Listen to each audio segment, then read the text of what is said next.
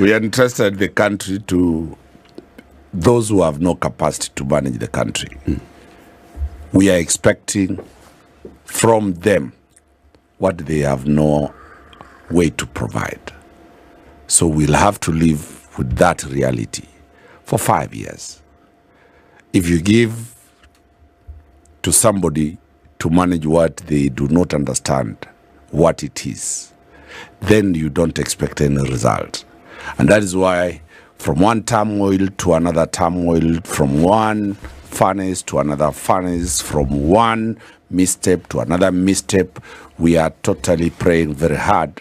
You know, this country started with the fifth regime started with prayers, heavy prayers, daily.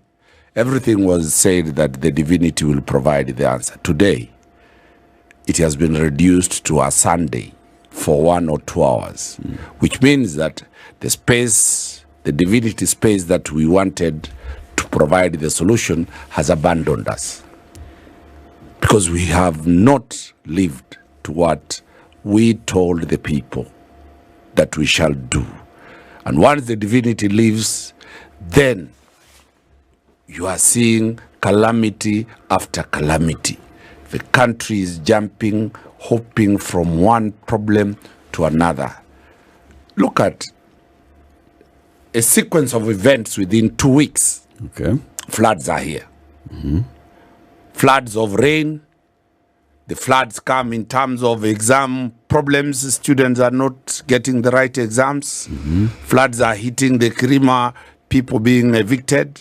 Floods are hitting the Portland guys who are being evicted without any recourse all over.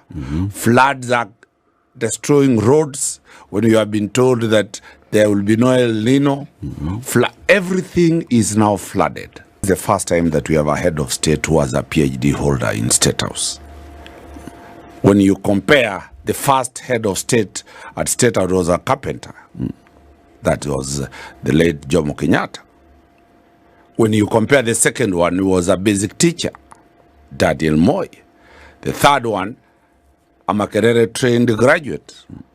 London School of Economics. The fourth one, a political scientist. The fifth one, a PhD holder. You look at Plant ecology. all the other five, the people, all the other four, their advisors, their political advisors, their cabinet was solid. If any cabinet minister walked on the streets of Kenyatta Avenue or Mombasa Road next to Standard Group, every Kenyan knows them. Today, you look at the composition of the cabinet, is a concentration of political rejects that do not understand the dynamics of the country. So the president has the vision. None of his people understands that issue, and that is why there is a problem. Countries are run by cabinet. Countries are run by the technocrats, the directors. When you look at the composition of the cabinet and you look at the composition of the PS, you look at the composition of the top parastatal heads, based on the qualification, because the biggest qualification for those jobs originally was Article 232 of the Constitution, merit. Under the Kenya Kwanza government, the best qualification is about shareholding. The best qualification is about loyalty to political sloganeering. Lawyer, but I do not have the qualification of being a journalist. Putting me in the position of a journalist, I will be functionally literate. And what I'm saying, the people who have been put there have no capacity to understand the nitty-gritty of the position they are holding. What is the end result? If you are claiming you have capacity, show us the results. The prices of food is what shows the results. Working for government, the referendum is the results in terms of school fees. Working for government as a decision maker, the answers are released when the price of fuel is going where it is. Working for government or steering the government is assessed in terms of what are people saying. So if out of 55 million Kenyans, everybody is complaining within 1 year and a half. Is there any work being done? At the type of public engagement when this government came in, it was every day. Political engagements. And they could not work with money to meet the people. Today in Kericho, for you to go to meet your own people, you must carry billions to show them that please don't boo. Please don't stone us. This money is yours. Originally they could go with the Bible. Originally they could go with people on the streets. People are waiting for them. It has become a booing game. When you see the CS being booed in Bomet, Chirchir, it follows with Murkomen being booed in Kabarnet.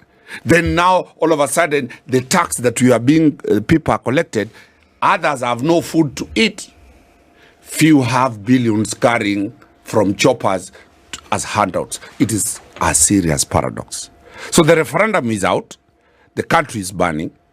Not fire, but the country is burning in terms of the cost of living, in terms of where we are going. And that is why my indictment that probably the president and his team did not understand what the term vision means. It is a slogan to them. Bottom up was a slogan. Because a slogan has no way of actualizing that slogan. But a vision is well thought. Compare the vision of Kenya Kwanza, the bottom-up vision, whatever it is, and compare the vision 2030 of the late Hayati Mwai Kibaki. It was structured. You could see it. You could feel it. The steps towards achieving that were very clear, elaborate, tested, and timeline set. Here, we have perfected the vision of lamenting city. Blame city because of this, or blame Eric because of this. So to me, we are in such a big quagmire that we need to rethink ourselves. The president is 100% aware that things are not going on well. But what can the president do when he's a captive? Of whom? The political shenanigans around him, the political arrangement that brought him to power, the foreign you know, there are two types of captives. One, our president is a captive of the foreign masters, the IMF, the World Bank, and those who are saying this is the agreement that was signed. In a marriage, there is what we call the prenuptial agreements. The president signed prenuptial agreements to come to power with those who funded him, with those who supported him.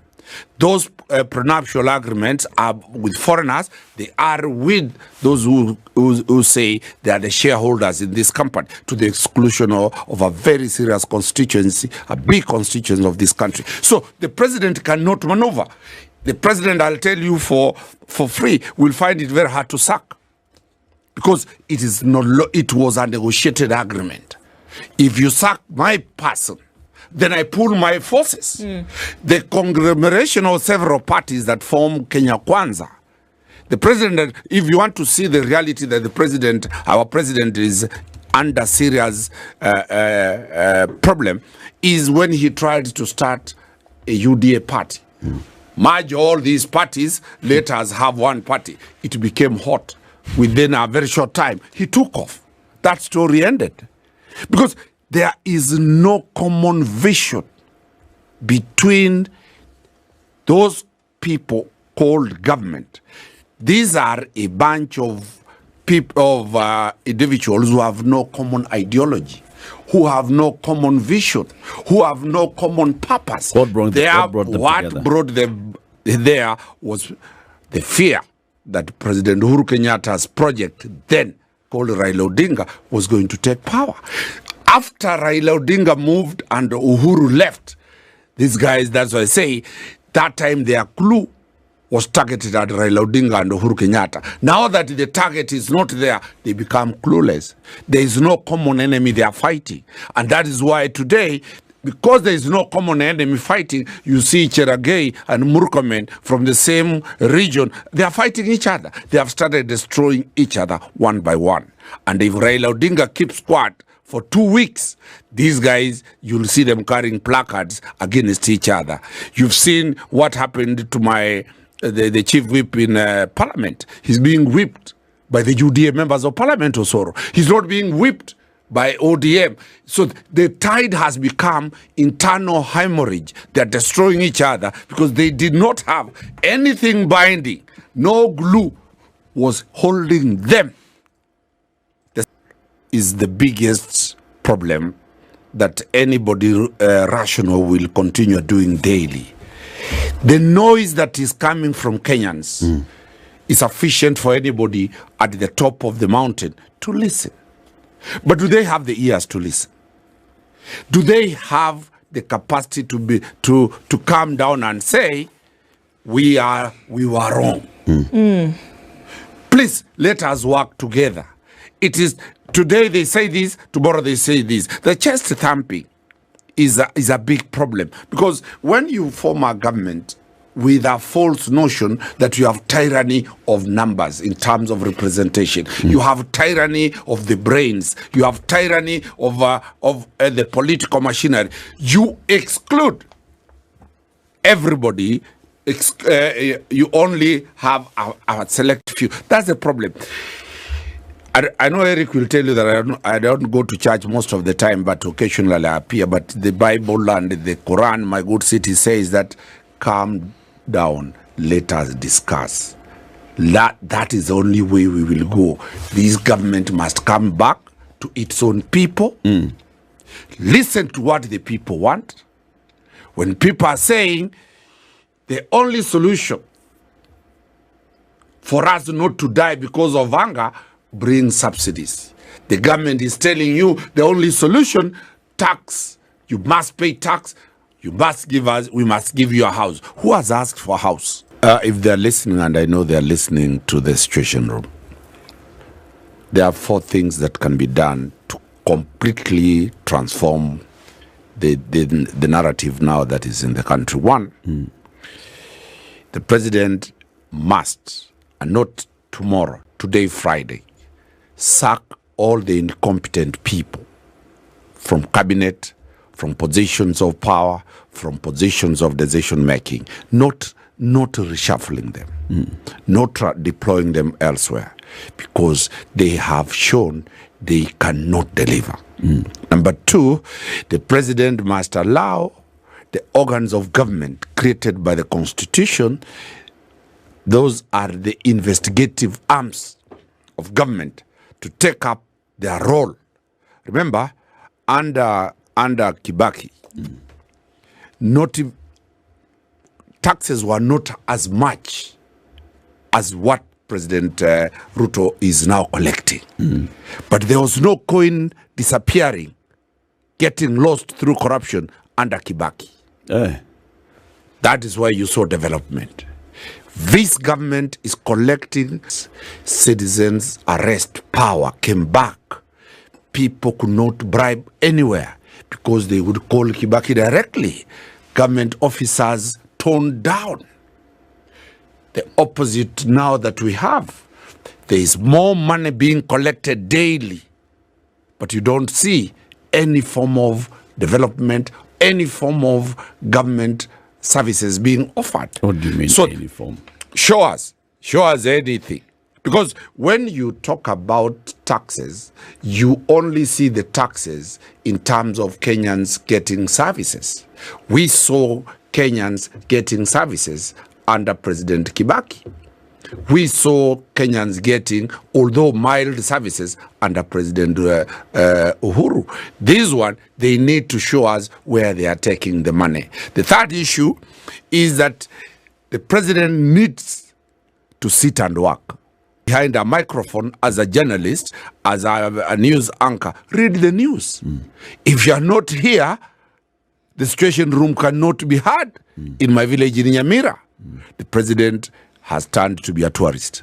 And Kenyans are concerned that when do you sit and understand what is going? The president is an absent president. Third, the president seems to be ignoring very critical questions. President Ruto was handed over power by President Uhuru Kenyatta, and he was given Uganda as a trade partner. We have been trading with Uganda since time immemorial. Under the watch of the president, Uganda has moved to Tanzania. Impact on the economy of this country. All those towns from Mombasa. Which Uganda has moved to Tanzania? They are now using the Central Corridor. Parliament of Uganda passed a law to use Dar es Salaam as their port. The net effect on this country in the next 1 year, you will understand that things are bad. Uhuru saw this, negotiated with Museveni, and said, Museveni, let us give you an inland port at Maimayu. Don't move away.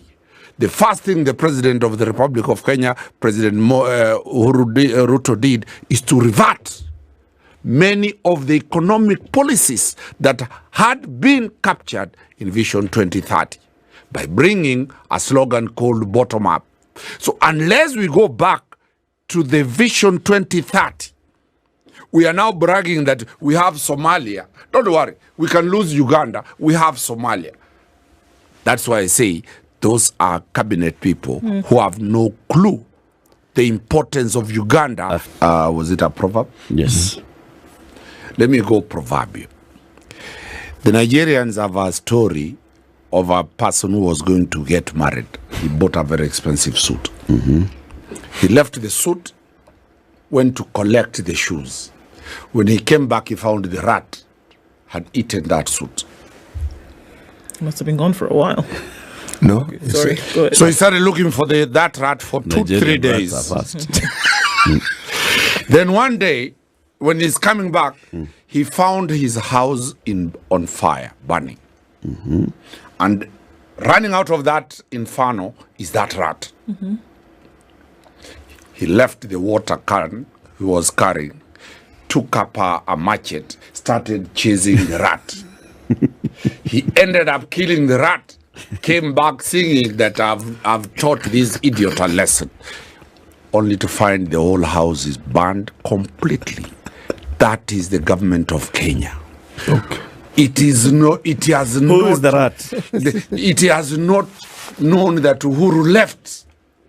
It is busy looking at those guys who ate my suit and lamenting.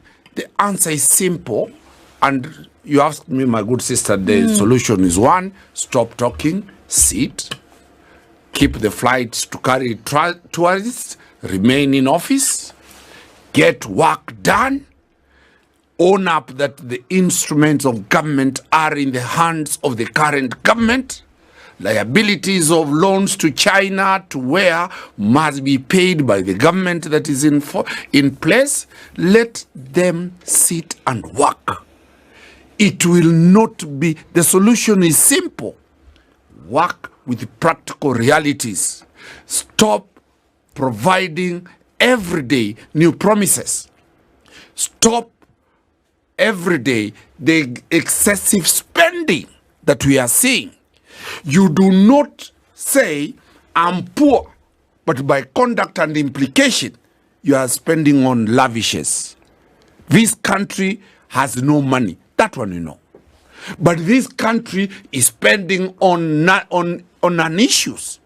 Every day we are seeing a lot of expenditure that Kenyans are asking, is this relevant? Are we really poor? City has asked, we have imported or bought new cars to everybody. The convoys that are the entourages is terrible. You see, when the president goes to COP meeting and he's carrying more than 600 Kenyans, for what? Was it 600? To Dubai? To Dubai. 700. And nowadays, all meetings, statement inside Said the it was not 700, yeah. whatever it Said they is, were 50. nowadays, Yeah. the digital era will proceed with any meeting virtually. What is the role of carrying people physically? Job. Let them do their job, but they must have the capacity to understand that job. Put people who understand what the job entails and allow them to work. The president the other day, when he was addressing citizens, he said he's shocked that some of his cabinet ministers do not understand their job. He understands more of what happens in state departments than them. That tells you that either one, he's micromanaging completely everything against Kibaki principle. Delegated power, authority to run the country. Or two, he has accepted that the people he gave the jobs have no capacity and he's running the ministries himself. I think the president